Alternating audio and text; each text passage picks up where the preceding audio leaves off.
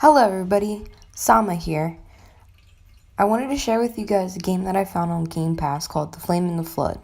It's an amazing survival game that is quite different than anything I've ever played before. Here, take a peek. Whether we walk tall and brave, I'll be there for you, you'll be there for me, in the dark, through the wind and the rain.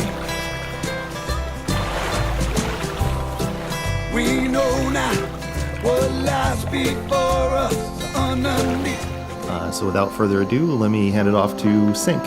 Hey, I'm Scott Sinclair. I was the art director on the game and a founder at the Molasses Flood. And my name's Gwen. I was also a founder at the Molasses Flood, and I did the animations, the effects, and so forth for the game.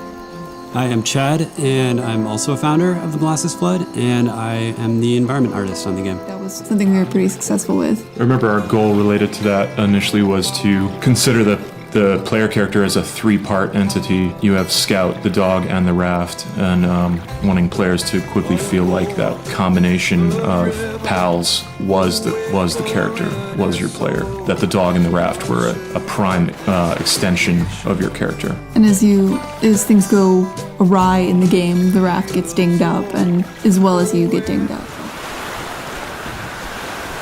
Yeah, so one of the things early on, we were just starting the project, we were looking for mood and inspiration, and that meant, looking at books and films and whatnot. And one thing that we started was, I think, a Spotify playlist, and we were just picking out different musicians and whatnot. And there was a guy, William Elliott Whitmore, that I really liked. He had an album called Field Songs, and it was just this very gravelly kind of country folk acoustic guitar stuff.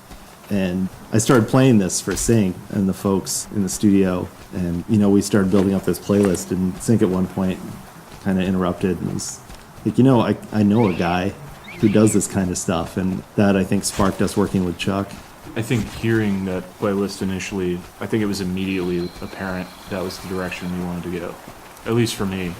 I don't remember how far along we were and what reference point we were at when we decided to go for the Southern Wilds thematically.